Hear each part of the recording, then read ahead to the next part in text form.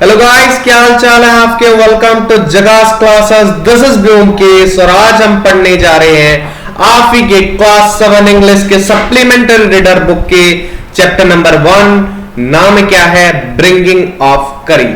तो पहले तो ये बता दूं कि ये चैप्टर नंबर 2 है किसका? सप्लीमेंट्री रीडर बुक का, जिसको मैं चलो बना देता हूं यहां पे। चैप्टर नंबर 2 क्या नाम है? ब्रिंगिंग ऑफ करी। तो ये करी पहले कौन है? क्या ये एक लड़का है, लड़की है, कोई जानवर है या फिर क्या है? तो पहले मैं बता देना चाहूंगा कि ये जो करी है ये एक जानवर है, एक एलिफेंट है। ये नेम ऑफ एलिफेंट है, एक एलिफेंट है जिसका नाम क्या है? करी है। तो उसी के बारे में ये पूरा का पूरा स्टोरी है। चलो शुरू करते हैं। करी the elephant was 5 months old when he was given to me। तो यहां पे जो नरेट कर रहे हैं स्टोरी को, जो दर्शा रहे हैं, वो बोल रहे हैं कि ये जो करी है ये मेरे पास कब आया था? जब वो 5 महीने का था और मुझे वो टेक केयर मतलब उसका ध्यान रखने के लिए मुझे दिया गया था। और तब मैं 9 साल का था और जो हाथी का बच्चा जो 5 महीने का था और ये 9 साल के थे। तो ये दोनों याद कर लो, पूछा जा सकता है क्या उम्र थी उनकी। चलो मैं ऊपर ले जाता हूं इसे। ये 5 months और 9 years को याद करना पड़ेगा तुम्हें। And I could reach his back if I stood on tiptoe. तो टिप्टो देखो यहाँ पे मैं इमेज में दिखा देता हूं। ऐसे ये देखो पूरा उनका पैर उंगली पे अगर खड़े होंगे तो भी उनका हाथ उसकी बस पीठ तक ही पहुंचता था। वो ये कहना चाहते हैं, मतलब हाथी का बच्चा भले ही छोटा हो पर साइज में बड़ा होगा, जो ऑब्वियस सी बात है, तुम्हें पता होगा।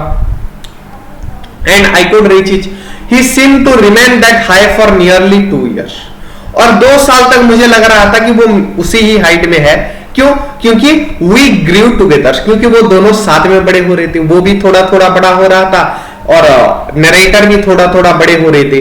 That is probably why I never found out just how tall he was.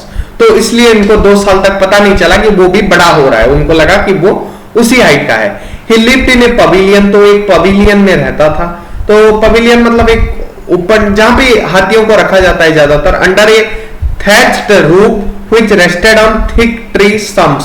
तो ट्री के पास उसके घर के टाइप का कुछ था जिसको पवेलियन कहा गया है और वहां पे करी रहता था। So that it could not fall in Kari bomb against the poles as he moved out. तो करी के हिलने से वो पेड़ वेड़ ना गिर जाए, उसका भी सिस्टम बना हुआ था। One of the first things Kari did was to save the life of a boy. तो पहला जो भला काम या फिर काम बोल सकते हो जो करी ने किया था, वो क्या था उस हाथी के बच्चे ने? वो था एक बच्चे की जान बचाना। कैसे बचाया था वो भी देखने वाली है। Kari did not eat but he nevertheless needed 40 pounds of twigs day to chew and play with. वो ज्यादा नहीं खाता था पर फिर भी उसको कितना 40 मतलब 40 पाउंड करीबन, अगर मैं ये पाउंड्स मतलब अंग्रेजी राइटर पाउंड्स में लिखते हैं तो डिवाइडेड बाय 2 कर दो तो करीबन 20 kg 20 kg इसको क्या चाहिए? ट्विक्स चाहिए, मतलब छोटे छोटे डालियां चाहिए। जो हाथी खाता है, हाथी डाल भी खाता है, पत्ता खाते हैं बकरी लोग, ये बड़ा जानवर है, डाल को भी चबा सकता है, तो ये डाल भी खाता है। डालियां जो होते हैं पेड़ के वो सब खाता था। कितने? Needed 40 pounds twigs day to chew, चबाने के लिए मतलब खाने के लिए। Every day I used to take him to the river in the morning for his bath. तो उसको नहलाने के लिए, हाथी को नहलाने के लिए तुम कोई बोरवेल से पानी निकाल के या फिर घर का पानी भी शॉर्ट हो जाएगा। अरे हाथी का बच्चा था पर फिर भी बहुत बड़ा था। It is equivalent to a big car, washing a big car. और उसको फिर ये रगड़ रगड़ के धोने के लिए, और पहले के जमाने की बात है तो नदी में ले जाते थे कहा सुबह से। He would lie down on sand bank. तो रिवर में एक जो बैंक होता है उसमें क्या होता है? बालू होता है, रेत होता है, उसमें ये बैठ जाता था। और जो नरेटर क्या करते थे, while I rubbed him and clean sand of what river for an hour। तो जैसे हम रगड़ते हैं अपने नहाते टाइम साबुन लेके रगड़ते हैं, तो ये हाथी था, बड़ा चमड़ी था, उसके लिए उतना साबुन या फिर उसको किस में रगड़ेंगे तो ये सैंड का प्रयोग करके उसको क्लीन करते थे। और उसके बाद क्या होता था? आफ्टर दैट जिसको वो 1 घंटा लगाते थे, क्योंकि हाथी बहुत बड़ा होता है, उसको नहलाने में। ये छोटा था इसलिए 1 घंटा, वरना कितने घंटे लगते हैं उनको पता है। जो नहलाते हैं, नहलाते भी तो कहाँ है रोज रोज, वो बहुत कम दिनों में, क्योंकि बदबू बहुत आती है उसके पास से। जो भी बचपन में बैठे होगे या फिर बड़े होके भी अभी बैठे होगे तो पता होगा बदबू आती है यार। वो भी ज्यादा नहलाते हैं मुझे लगता नहीं है। ये बेचारा पर रोज नहलाता था ये बच्चा। ओ कमिंग आउट तो उसको 1 घंटा लगता था। On coming out his skin, तो उसके बाद जो उस रगड़ने के बाद वो जाके पानी में बैठ जाता था। He would lie in water for a long time, बहुत लंबे समय के लिए वो पानी में बैठ जाता था, तो वो पूरा क्लीन हो जाता था। On coming out his skin would be shining like ebony, ebony मतलब एक चमकीले ब्लैक चीज की तरह वो चमक रहा था। And he would squeal with pleasure as I rubbed water down his back, तो इसको नहलाते थे तो उसको मजा भी आता था, जैसे सारे बच्चे करते हैं, ऐसा ही कुछ सीन था, बता रहे हैं। Then I would take him by the ear, तो उनको अब ये कान पे उसके पहुंच जाते थे। किसके कान पे? हाथी के कान में, हाथी के बच्चे के कान में पहुंच जाते थे। क्या करने के लिए? चलो देखते हैं। Because that is the easiest way to lead an elephant, क्योंकि उसके कान से ही एक एलिफेंट को लीड किया जाता है। कान में मतलब चोट भी पहुंचा देते हैं कभी कभार बहुत जो महंत लोग होते हैं, उसके मालिक लोग। And leave him on edge of the jungle while I went into forest to get some luscious twigs for his dinner, तो उसके रात के खाने के लिए भी बहुत से ट्विक्स उनको लाने पड़ते थे, मतलब छोटी छोटी डालियां। कहां से मिलेगा? फॉरेस्ट से, जंगल से मिलेगा। तो उसके लिए क्या करता था ये बच्चा, ये एलिफेंट को जंगल की इस कोने में छोड़ के वो अकेला जाता था। मान लो जैसे ये बच्चा है और वो बड़ा है, वो ला सकता है, और ये बेचारा जंगल में खोने के चांसेस है और जानवर इसको डरा भी देंगे। One has to have a very sharp hatchet to cut down this twigs, तो एक कोई नुकीला चीज लेके जाते थे जिससे ये इसको काट सके। किसको? वो डालियां को। It takes half an hour to sharpen the hatchet, तो उसको वो जो हथियार जो लेके जाते थे उसको क्या शार्प करने के लिए, उसको नुकीला बनाने के लिए फिर आधा घंटा जाता था। Because if it twig is mutilated an elephant will not toss it, तो अगर म्यूटिलेटेड होगा तो एलिफेंट टॉस नहीं करेगा। It has not an easy job to get twigs and saplings for Kari, तो ये डाल पत्ता इसके लिए लाना कोई आसान काम नहीं था। बिल्कुल ये सही बात है, मुझे पता है कि बकरियों के लिए भी ट्विक्स लाना कोई आसान काम नहीं होता। जो गांव में गए होंगे तो कभी कभार देखे होंगे, हाथी तो रेयर दिखते हैं, बकरी गाय के लिए भी जब लाते हैं तो उसमें भी मेहनत लगता है। I had to climb all kinds of tree to get the most delicate and tender twigs, तो सबसे अच्छा और इसको टेस्टी लगे, एलिफेंट को अच्छा लगे वैसा ट्विग्स के लिए इसको सारे तरह के ट्री में चढ़ने पड़ते हैं।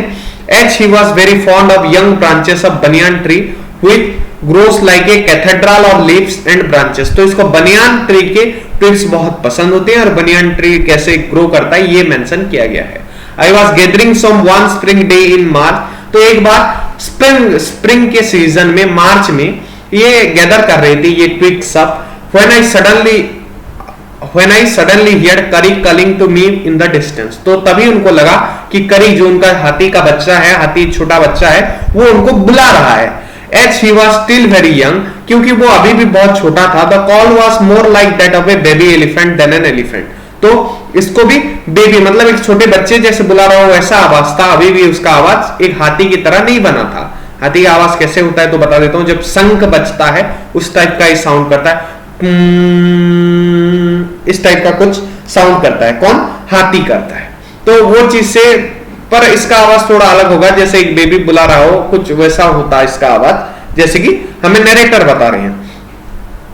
So I came down from my tree and ran very fast to the edge of the forest, तो जहां पे ये हाथी को छोड़ के ट्विग्स लेने आते थे ये फौरन वहां दौड़े, क्योंकि इनको लग रहा था कुछ गड़बड़ हुआ होगा और कोई उसको हॉट कर रहा होगा या फिर कोई उसको परेशान कर रहा होगा। So I came down from my tree and ran very fast to the edge of forest where I had left him, but he was not there, पर वो वहां नहीं था जब ये पहुंचे वहां। I looked all over but I could not find him, मैंने चारों तरफ देखा पर वो मुझे नहीं मिला। क्या किसी ने करी को चुरा लिया?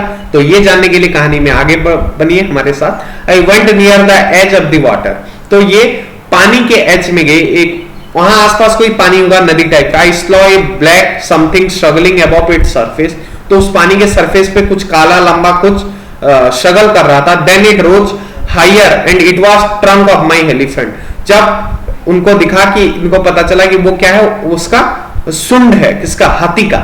हाथी का जो आगे का नोज होता है वो वाला पार्ट है, ट्रंक है। I thought he was drowning, इनको लगा कि वो डूब रहा है। I was helpless because I could not jump into the water and save for 100 pounds of him, तो यहाँ पे बोल रहे हैं कि मुझे डर भी लग रहा था और मैं उसको बचा भी नहीं सकता था, क्योंकि उसका वेट कितना था? 400 पाउंड्स, मतलब करीबन 200 किलो, 200 किलोग्राम। और ये वेट को ऊपर धकेलना किसी के बस की बात नहीं है, वो भी पानी में स्विम करते हुए। Even if the best weight lifter को ले आओ वो अच्छा स्विमर नहीं होगा, या फिर स्विमर को ले आओ तो वो वेट लिफ्टर नहीं होगा। तो ये कोई आम बात नहीं था 200 केजी को, आम बात क्या, इम्पॉसिबल थिंग्स है। हाँ, कोई मशीन की हेल्प से हो सकता है, एक इंसान की मदद से it seems like impossible. Since he was much higher than I, but I saw his back rise above the water, and moment he caught my eye, he began to trumpet and struggle up to the shore. तो उसका पिछवाड़ा भी अब ऊपर आने लगा था, तो तब इनको शायद पता चला कि वो डूब नहीं रहा है। उसने ट्रम्पेट मतलब उसने आवाज किया करके, एंड स्ट्रगल अप टू शोर, और शोर पे आया। Then still trumpeting he pushed me into the water, तो वो मुझे भी धकेल लिया पानी की ओर। As I fell into the stream, I saw a boy lying flat on the bottom of river. तो उनको वो रिवर के नीचे, वो एक नदी था जो पानी बोल रहे हैं, उसके नीचे एक बच्चा पड़ा हुआ था, शायद उसी को बचाने की कोशिश ये कर रहा था जो बात स्टोरी के बिगिनिंग में हुई है। I saw a boy lying flat on the bottom of river. He had not altogether touched the bottom, but was somewhat afloat. तो शायद वो अभी फिलहाल ही डूब रहा था, इसलिए वो पूरा बॉटम तक ही नहीं पहुंचा था। I came to the surface of the water to take my breath, क्योंकि इसने सडनली धक्का दे दिया था तो उनका सांस खत्म हो गया देखते देखते। फिर एक बार सांस लेने आए। Curry was standing, his feet planted in sandbank and his trunk straight out like a hand waiting for mine. I dived down again and pulled the body of drowning body to the surface. तो ये भी उसको बचाने की कोशिश करते हैं जो बच्चा डूब गया है। Not being a good swimmer, ये भी कोई अच्छे तरह से तैर नहीं सकते थे। I could not swim ashore and slow current was already dragging me down. तो ऊपर आना कोई आसान बात नहीं है, बहुत ताकत लगता है, और वैसे भी ये तो अच्छे स्विमर नहीं है, तो उसको फिर पकड़ के लाना इनके लिए उतना आसान नहीं बन पा रहा था।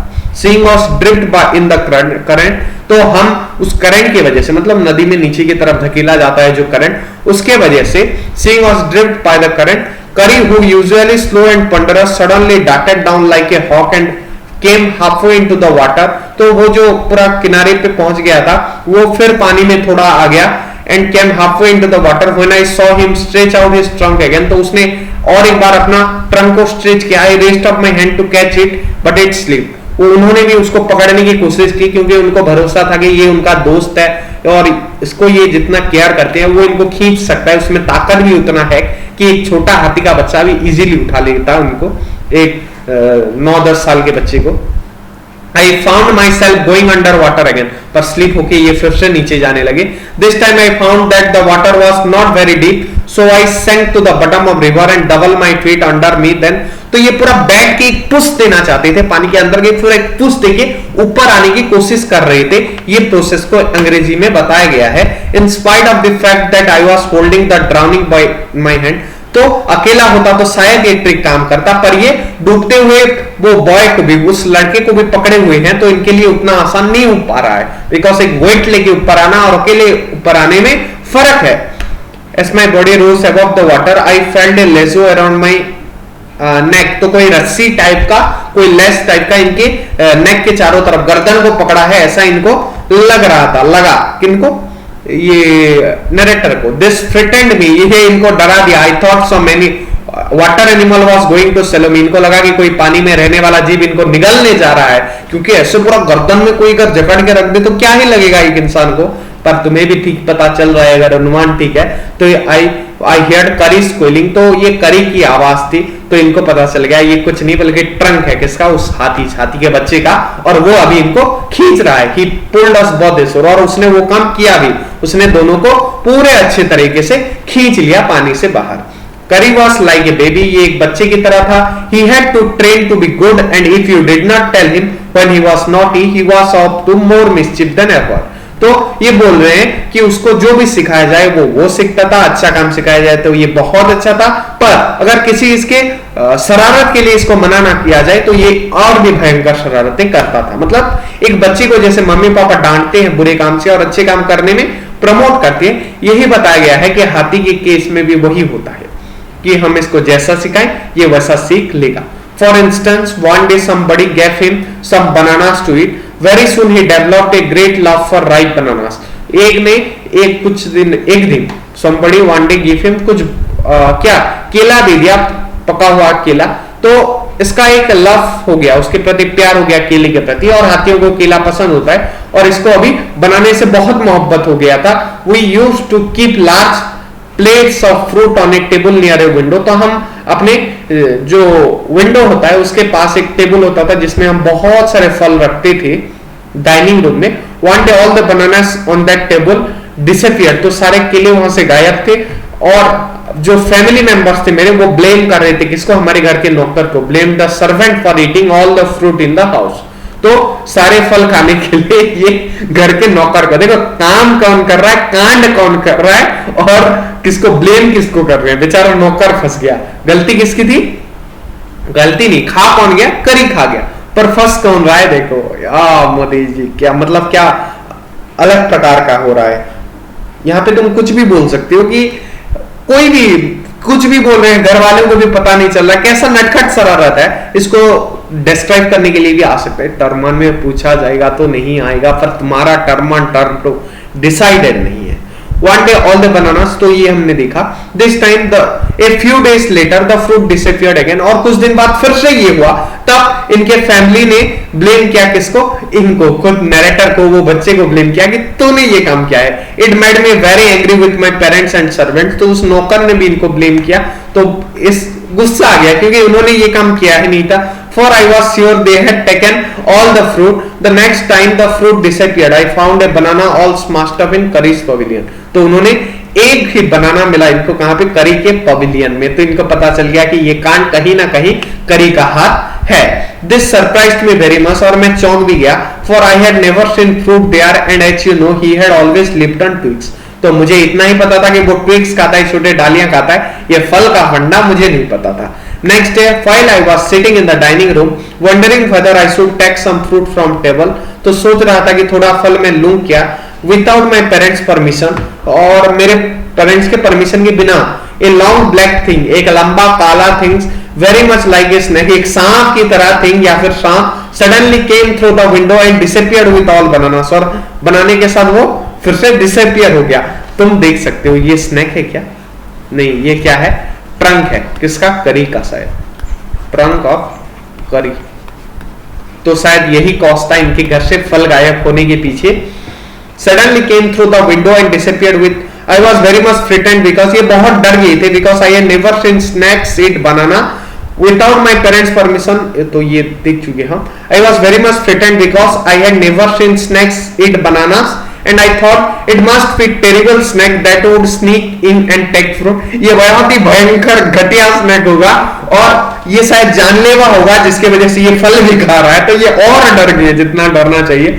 I crept out of the room with a great fear in my heart. I ran out of house. तो ये घर से बाहर भाग आए इस डर में कि feeling sure that the snake would come back into the house, eat all fruit and kill all of us. तो इनको एक क्या एक विचार आया कि ये जो सांप है ये आ जाएगा अंदर, सारे फल खा लेगा और हम सबको मार के चला जाएगा। तो ये बहुत डर के घर से भाग गए। As I went out, I saw Curry's bag disappearing in the direction of pavilion. तो ये करी के बैग को, वो हाथी का पिछवाड़ा इनको दिखा पवेलियन की डायरेक्शन में जाता हुआ।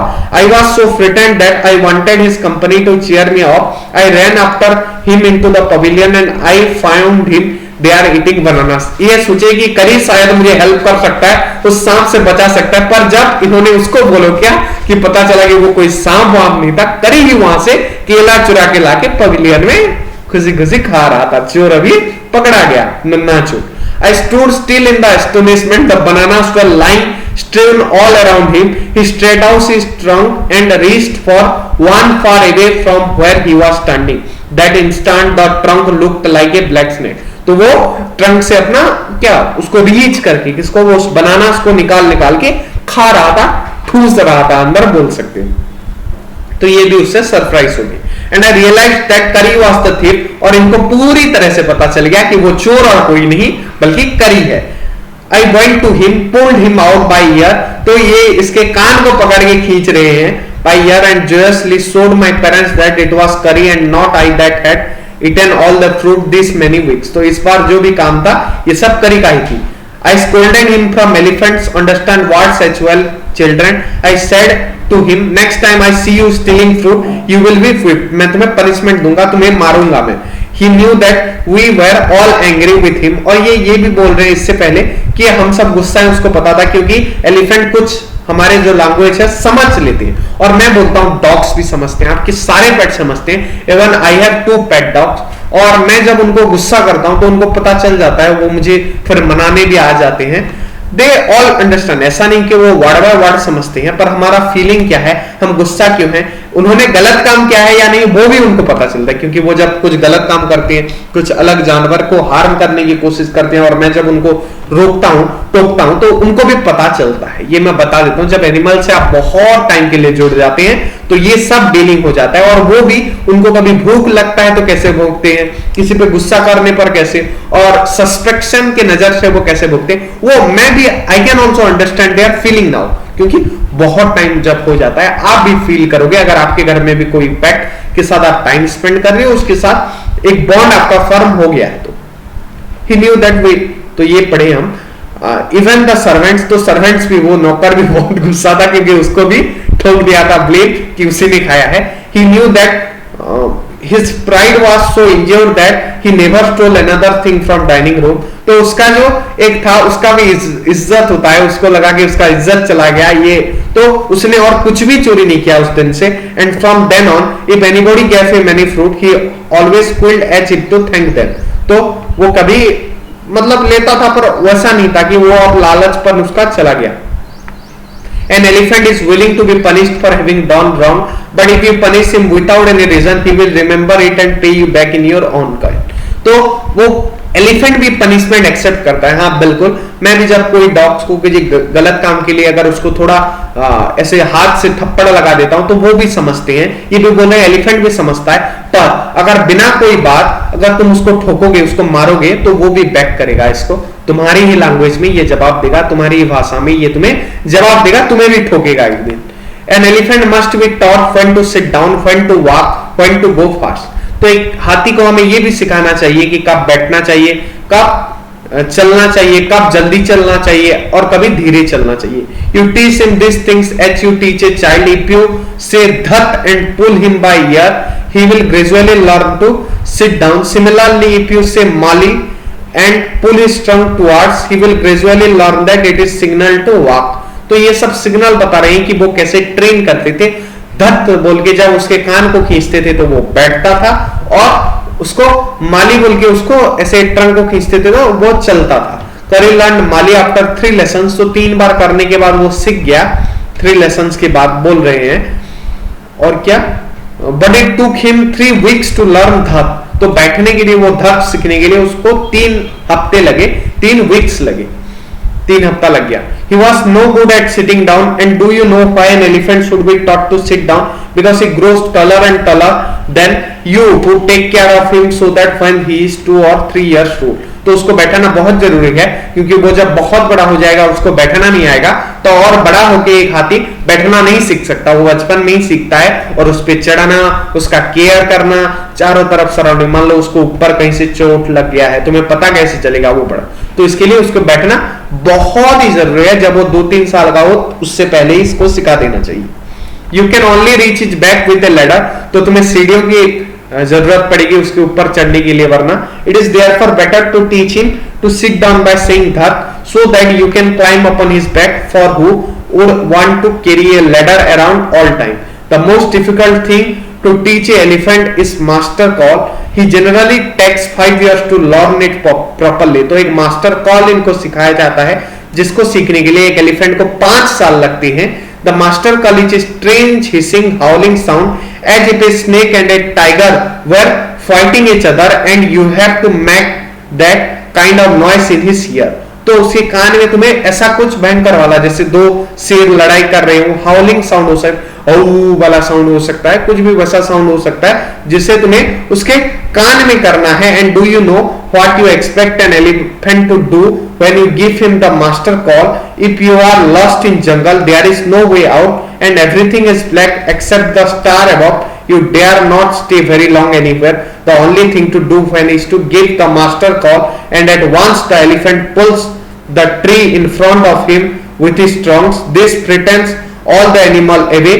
As the tree comes crashing down, monkeys wake from their sleep and run from branch to branch। तो ये सबको डरा देता है, क्योंकि इस मास्टर कॉल के साथ वो जब तुम एलिफेंट के साथ होगे वो सामने को पेड़ को उखाड़ देता है, जिससे उसमें रहते हुए सारे बंदर जाग देते हैं, उथल पुथल मचा देता है और पूरे जंगल को हिला के रख देता है, जिसके वजह से तुम्हें किसी से डरने की जरूरत नहीं पड़ेगी। सारे एनिमल उल्टा डर जाने वाले हैं हाथी के, क्योंकि हाथी बहुत ताकतवर होता है। ये एक शेर को भी डरा सकता है, उतनी ताकत इसमें होती है।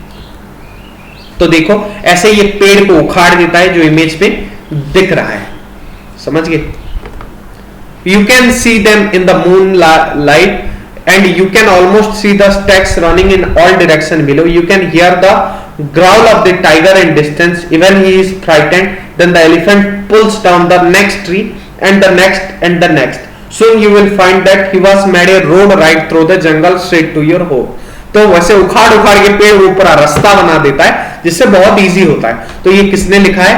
धनगोपाल मुखर्जी के करीब वाली राइटिंग में द एलिफेंट। तो ये इनका बुक का नाम है, ये उनकी वो जो लिखावट है उससे ये थोड़ा सा लाइन एक्सट्रेट किया गया है।